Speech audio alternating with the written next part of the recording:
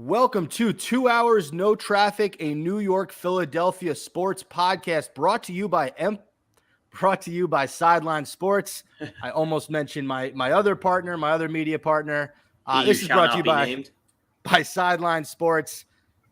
I'm your host, Spen Harris. He's my co-host, Philly Brandon, and we are joined by a very, very special guest today. We have Paul Dottino, or better known on Twitter as Giants WFAN. Paul has been working on the New York Giants beat since 1983. Paul, welcome to the show. Good to be with you, fellas. Thanks for the time. And, 2 hours, from between New York and New Jersey. With the traffic, it's a heck of a lot more than that. Yeah. I think with no traffic, should I say Philadelphia? My bad. If I left at midnight, I think I can get to Philly in about 2 hours. What do you think, Brandon? If you left off peak and you were really cooking, you might be able to hit like Staten in 2 hours, maybe. There was a 90-minute delay on the GWB, so let's revise that prediction right there. True. That's a very good point. These are hopeful times, Paul. We're hoping to get there in 2 hours. So we have Paul on the show to talk New York Giants football. I'm sorry, Brandon, your Eagles are going to have to, take a break this week. Don't worry, my time's coming. Paul, we're going to start you off with something very easy, and then the questions will get a little harder. But the first question is, how has Daniel Jones looked through training camp this year, and does he have to worry about Tyrod Taylor stealing his job? All right, so two-part question. Let's start with the first question here. Daniel Jones, since the start of the offseason, I look at it as a full body of work. I don't look at it just the last 3 weeks. The coaches will look at it as a full body. That's how I look at it. Daniel Jones has had what I would call a good offseason. Not a great offseason, not an excellent offseason, but what I would say is a good offseason. Why only good? Because there have certainly been a number of days where he showed inconsistencies, specifically in his accuracy. And so I would say good is a fair grade for how his offseason has gone. In terms of your second question, no, this is not a competition. There is no controversy. Daniel Jones is this Giants starting quarterback. Anything you've read or heard otherwise is simply somebody trying to grab headlines and trying to give clickbait to the people out there. I know there's a lot of anti-Daniel Jones people. I get that, all right? They've lost patience with this team. They've lost patience with this quarterback. So there are certainly people who will write against him, will speak against him. There are fans who obviously have decided they're going to turn against him. I don't think any of us would be naive enough to think that they don't exist. But remember something, fellas. Critics will always be there. And critics tend to ignore the facts that don't fit their narrative. And the most common complaint against Daniel Jones is that he's a turnover machine. Well, look at the facts. In each of the last 3 years, his interception percentage, and I say percentage because obviously when you play fewer games, you throw fewer interceptions. You throw fewer passes, you throw fewer interceptions. So I prefer to look at the more important stat, his interception percentage. Did you know, have you read in anybody's articles that his interception percentage has gone down in each season that he has been in the NFL to a career low last year? Did you read that in any article? I have not. No, you haven't. I'm not surprised. I'm not surprised because that doesn't fit the agenda of the criticism of Daniel Jones. People want to keep calling him Mr. Turnover and turnover prone, but yet he has reduced his fumbles over the second year and a half of his tenure with the Giants. That's a fact. And his interception percentage has gone down during that time. That's a fact. So how exactly does that agenda hold any water? As far as volume of interceptions, absolutely rock solid. If you look at the same trend as it pertains to touchdowns, there's a significant drop-off between 19-20 and then 21.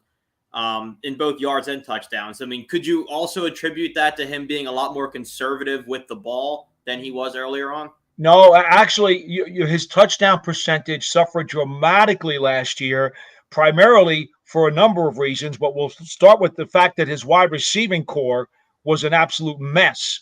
Kenny Golladay played through 3 injuries last year and obviously was not the guy that the Giants paid him to be. So that was a big problem. If you look at Tony, who was supposed to be this big splash rookie, how many games did he miss last year? Okay. Sterling Shepard became a safety valve short-range receiver. That wasn't going to help a whole lot.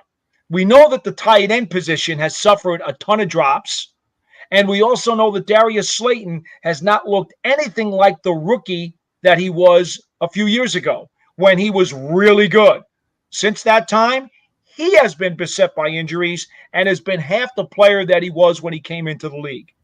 So basically, the skill set targets around Daniel Jones have been incredibly disappointing and underperforming to a very significant degree.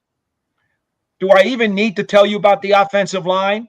Do I even need to tell you about the running game that really hasn't been able to keep defenses honest because they can't have balance, because they don't have enough of a ground attack? No, I'm just telling you. I'm giving you spot on. We're absolutely going to get to the running game, the offensive line, the receivers. I definitely want to hear more about that. My question is more centered around Brian Daboll. This next question: what kind of offense will the Giants run under Brian Daboll this coming season? I would think you are going to see a much more wide open attack, which will primarily rely on the receivers and the running backs, both not only in the running game, but in the passing game as well. You will not see a very heavy usage of the tight ends. If the Giants' offensive line, which, by the way, has probably more talent in its starting 5 now than they've had in a very long time, if they can hold up with 5-man protection schemes, you will see Brian Daboll and Mike Kafka throw out a variety of different looks with targets going all over the place. I mean, I'm sure you've heard all about, over the course of training camp, the pre-snap motions that the Giants are going to employ. I mean, that's already a given. That's what the Chiefs and the Bills have done, and these two coaches are coming from those teams, so you know you're going to see a lot of that. But in terms of who's going to get the ball, I fully believe that the Giants are going to be a matchup offense. It's my opinion that every week, depending upon who they're playing and how they match up against a certain defense, the coaches, that is, when I say they, will determine who's going to be the guy who gets the most targets that week. I don't think it's going to be the same guy every single week. I truly believe the matchups will determine it because they want to run a variable offense. And oh, by the way, aside from that, if there's going to be one constant, it'll be Saquon Barkley. He will be the guy who makes this offense tick. He will get over 300 touches. He will run for over 1,000 yards. He will probably catch over 70 passes. Well, I mean, you led right into, Spence's next question, and that was the question of, whether Saquon is the man. Me, obviously, being to Philly, Pennsylvania, I mean, he was a god in the eyes of every Pennsylvania football fan. And, he showed flashes that early on, but it's been, frustrating waiting to see if that's going to translate to the NFL. Injuries played a big part of it, a little bit of lack of explosiveness last season. But you're confident that he is going to be top-notch, elite NFL running back this season for the Giants? Well, let me say this. It's his contract year. And you fellas know this. I'm not going to tell you any secrets. Players in their contract year very often sharpen their knives just a little bit more than usual. Saquon Barkley is a very dedicated athlete. He is someone who takes care of his body, trains incredibly hard, and gets himself in the best condition possible. Having said that, he has sharpened his knives even more. I don't think I have ever seen him at this level of maturity, dedication, focus, intensity and will to absolutely replicate his rookie season because he has not been healthy since his rookie season. And now with the advantage of having an improved offensive line and hopefully an improved game plan with a very valuable offense that will keep defenses on their toes. Look, they're going to make this offense run through Barkley. I can't tell you he will not get hurt. I can't tell you that. Nobody knows. Injuries happen. Yeah. I could tell you this. He is as physically ready for this season as he has ever been. He stays on the field, he will duplicate his 2,000-yard from scrimmage performance as a rookie. That I feel very comfortable telling you. And that's got to be exciting for somebody like Brian Daboll to have, because as good as those Bills teams were, and he had a great receiving core, obviously Josh Allen is incredibly talented. You can't really name a running back of note that he was able to work with up there. So Saquon's really his first time having somebody of this caliber in the backfield. But like you had touched on earlier, your backfield's really only as talented as the pieces around it. We'll get to the O-line in a second. But this receiving core is going to have to give opponents something to care about, or else they're going to stack the box and kind of limit Saquon's abilities. So who's somebody in the receiving core that you're expecting to jump out as that wide receiver one this year when called upon? Well, here's the issue with the Giants receivers. They are overloaded in that room with guys who can play. The question is, how many of those guys can guarantee you they're going to be the man? And that's where it gets sticky. And if we go down the list, okay, Kenny Galladay's a 2-time 1,000-yard receiver who's gone to the Pro Bowl. They paid him a whole ton of money. Last year, 3 different injuries. Clearly, emotionally, he was spent and down on himself and had a very poor season by anybody's measure. No touchdown catches. It was half of himself. Now, he's put up 2,000-yard seasons in his career. He's certainly not too old. He should be in his prime. Can I guarantee you he's going to be that 1,000-yard receiver again? I can't. Do I think it's in him? Yes, I do. But can I guarantee it? I can't. But I think it's in him. Do I think that Kadarius Toney can be an explosive weapon with his elusiveness and his jukes and can make big plays virtually every weekend? I can absolutely see that. The skills are there to do it. But can I tell you that he's going to stay healthy for 17 games? Not based on last year's track record. I can't tell you that either. Can I tell you that Wan'Dale Robinson, their second-round pick, has many of the similar traits that Kadarius Toney has? Is he physically stronger and thicker than Toney? Sure he is. He played running back for 2 years at Nebraska before he transferred to Kentucky and caught over 100 passes last year, top 5 in the country, took a pounding and was able to deal with it. So should he have more durability than Toney? I'd say yes. Can he be that kind of player? I'd say yes. But you know what, fellas? He's a rookie. All rookies go through growing pains. So can I guarantee you he's going to be a top-notch star impact player receiver out of the gate? I can't do that either. But I just gave you 3 guys who all have the talent to do it. I just can't tell you that they're going to be the guy. And then we go to Darius Slayton, who absolutely has the skill set to do it. But again, what's the deal with Slayton? Is he going to be the guy that we saw as a rookie?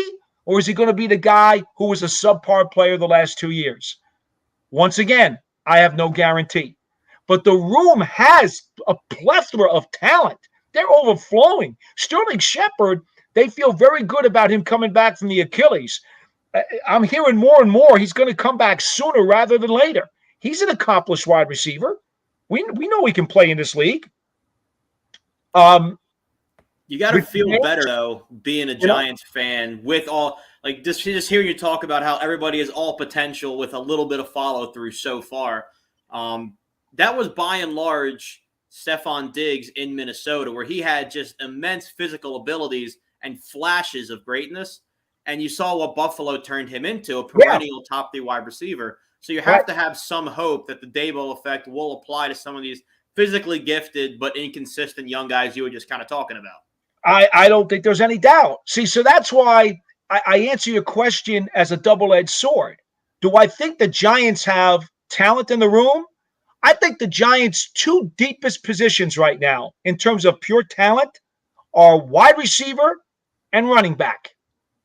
I truly believe that in terms of pure talent in the room. Guys like Richie James and C.J. Board and Colin Johnson have had terrific training camps. But I don't know if they're going to be able to make the 53. Okay? God knows practice squad's going to be a lifesaver for those kinds of guys if they're even able to stay in the building. Somebody might just scap them up on waivers. So that's going to be a very hard cut down because guys have the ability to play and to do positive things that can help you win. But in each one of those cases, the question is, will they perform to their skills?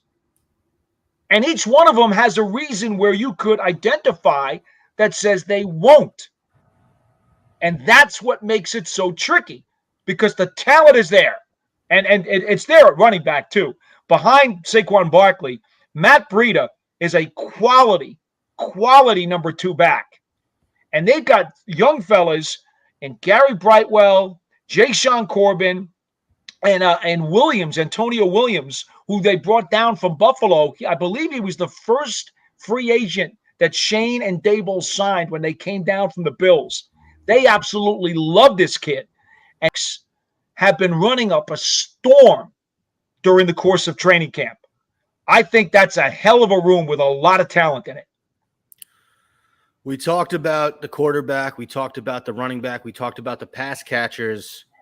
Let's talk about this Giants offensive line, of which you think is probably right now the best they've had in a few years.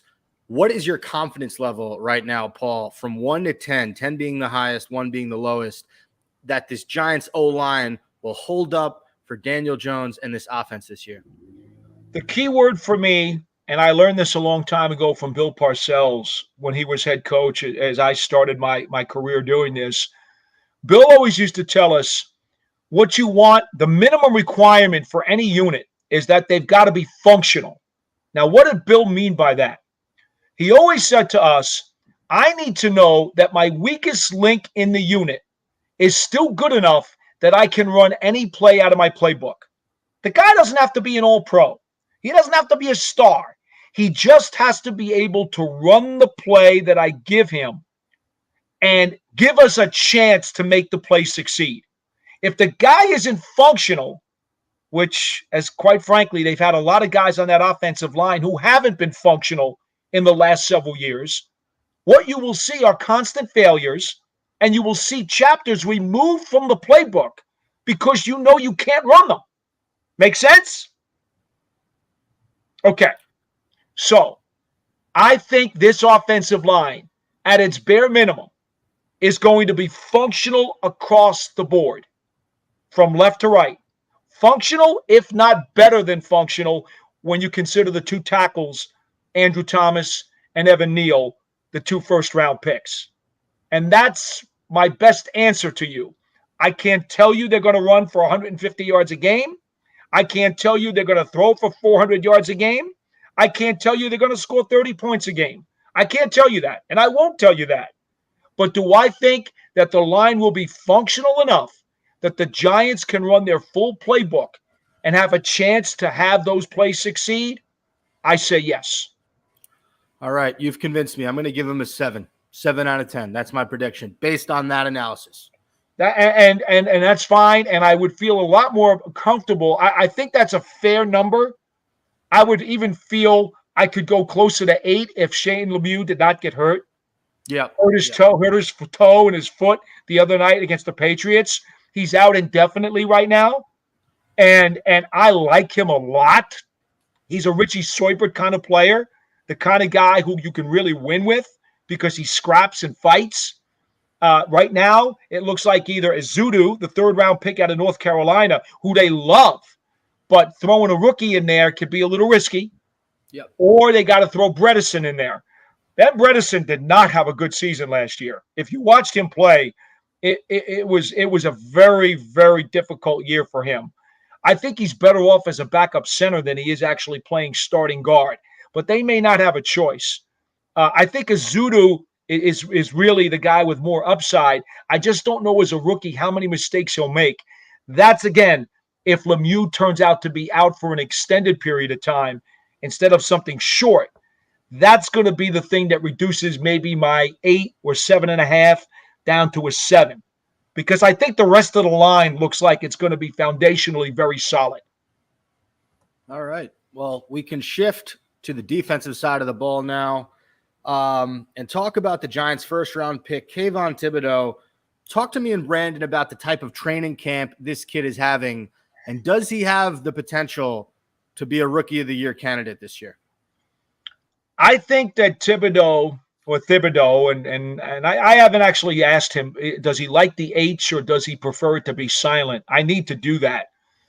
I think he's got the potential to reach Lawrence Taylor's Giants rookie sack record of 9.5, which LT had in 1981.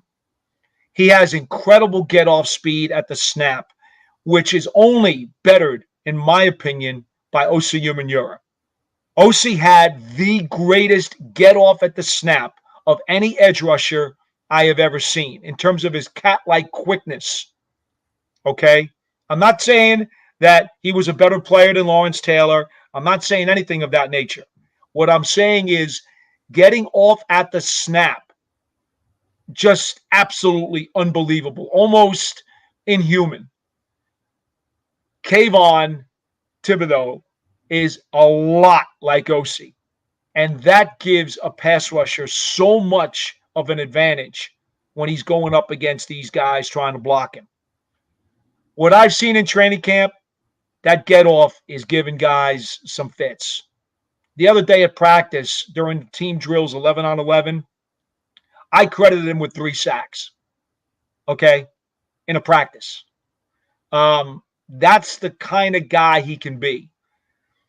You know, really good impact pass rushers, the guys who can really affect the game, those pass rushers aren't just terrific because of the sacks they get, the hits they get, or even the pressures they get.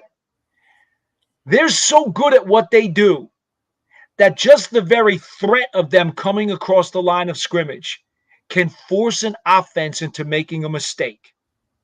Make no mistake about it, fellas. When Lawrence Taylor played for the Giants, offenses probably had about 65 plays a game. Nowadays, they're running about 75 snaps a game. They're running more snaps. The game's a little quicker pace.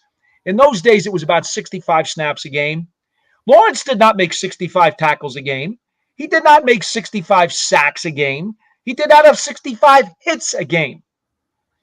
Lawrence Taylor's awesome plays made them frequently enough that even on plays when maybe he did not get in there, just the threat of him breathing at that line of scrimmage, winking at Ron Jaworski, okay, would throw such fear into him, or throw such fear into the running back who was supposed to chip, or the tackle who was supposed to try to block him, that the fear and anticipation that Lawrence Taylor's going to do something really nasty to me would force those guys into making a mistake.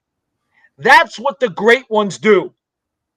They can intimidate and they can force you by their very presence into screwing up a play. I think Thibodeau is going to have that in him with the Giants. I'm getting a sense that he may have that in him. I don't know yet. I'm thinking it might be there. And the get-off is something that really shows it to me. He's got pretty damn good power for his size. He's not the biggest guy in the world. He's got some height and length. He's not physically the bulkiest guy in the world, but he's got a good power quotient. and he's lightning quick. Those things can really intimidate an opponent. I think Thibodeau is going to have a big impact on this defense. So something that's going to have a big impact on what kind of impact he's able to have is going to be the Giants secondary, because you can have the best D line in the NFL, but if teams are able to carve you up quickly and over those slants over the middle, get to the outside, it kind of limits what you can do. And it's noted that the Giants lost one of the guys they kind of counted on in Bradbury back there. I know Julian Love has shown some promise in the past couple of seasons. He was supposed to kind of be an anchoring force. How do you feel the back end is going to back up this talented D-line you're talking about? Well, McKinney should have been to the Pro Bowl last year. He didn't make it because the Giants had such a rough season that I don't think he got the accolades he deserved. But Xavier McKinney at one safety spot is a Pro Bowl caliber player. Julian Love's holding down the other safety spot. I think he's a solid player. Functional is another word that comes to mind. You're not going to worry about him screwing things up. He's a very smart player and very versatile. Remember, he came out of Notre Dame as a corner, so he has got a lot of skills, a lot of cover skills. He's got some range. He's got good hands. Very smart. At the very minimal, functional at safety. Yeah. Okay. Darnay Holmes has had a great camp at safety. UCLA defensive back playing the slot. We know what Adoree Jackson is. Last year, he had career bests, allowed only 9 yards per catch, and I believe allowed only 52% of his targets to be completed to the receiver that he was guarding. Both career bests. I think Adoree Jackson's ready to be a corner one. I really do. Okay. I think he's a really good player and very underrated because the Giants, again, had a horrible season last year. I'm not saying he's a top 5 or top 8 corner, or maybe he's not even a top 10 in the league. Maybe he's the 12th best corner in the league. But the point is he a corner one? Yeah, I think he is. On the other side, well, they need Aaron Robinson to be what they drafted him to be when they took him in the 3rd round last year out of UCF. Last year as a rookie, they played him a lot in the slot. I don't think that's his best position. I think he belongs on the boundary. And because Bradbury's in Philadelphia, the Giants had to throw him out on the boundary. And I thought all off season, I was telling my listeners up here in New York that Aaron Robinson should get the shot to be cornerback too. I believe in him. I think he's got length, speed, stickiness. He's extremely physical. In fact, if anything, he's a little too physical. And I just think he's a dynamite prospect who is really going to surprise a ton of people who were sleeping on him all off season and felt that the Giants had to go out and get somebody to play opposite Adoree Jackson. I think Aaron Robinson is going to be terrific. Now, he had a horrible night against the Patriots on Thursday when he started and played in the first quarter against them when all the starters played. He has had an outstanding offseason and an outstanding training camp, and then had a terrible first quarter against the Patriots. I look at that as an aberration. I'm really interested to see what he does the next 2 preseason games because my confidence is not shaken in him. Remember, every young guy has to eventually get to play, has to learn from his mistakes, and at some point in time, that caterpillar turns into a butterfly. I think Aaron Robinson's going to be a butterfly. He's going to be a really good player, and I think the time is now. So I think their starting secondary is actually pretty damn good. That's my opinion. Okay. That'll set a lot of Giants fans at ease.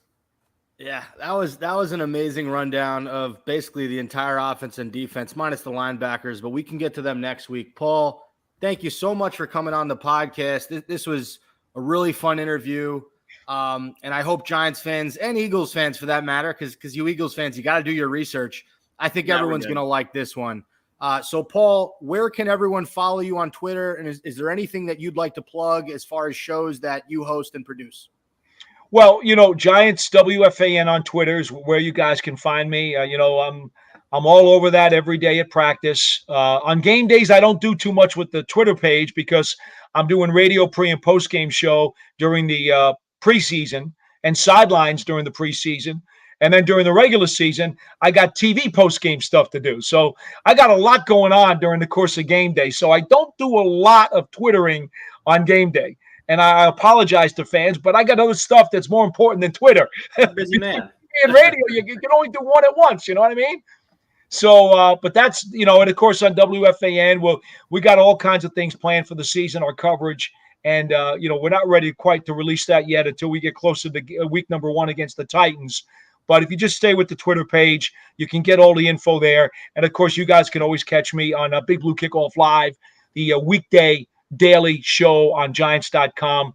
I'm usually on at least 3 times a week, sometimes twice, mostly 3 times. Every once in a while, 4 times. But, hey, it's all good, fellas. And it was good to talk to you. Paul, it was a pleasure. Thank you so much for coming on. We'd love to have you back on once the season starts. Maybe we can break down the Giants after the first few weeks. Paul Dottino, everyone. And this has been 2 hours, no traffic. I'm Spen Harris. He's Brandon Farron. It's brought to you by Sideline Sports. Thanks for listening.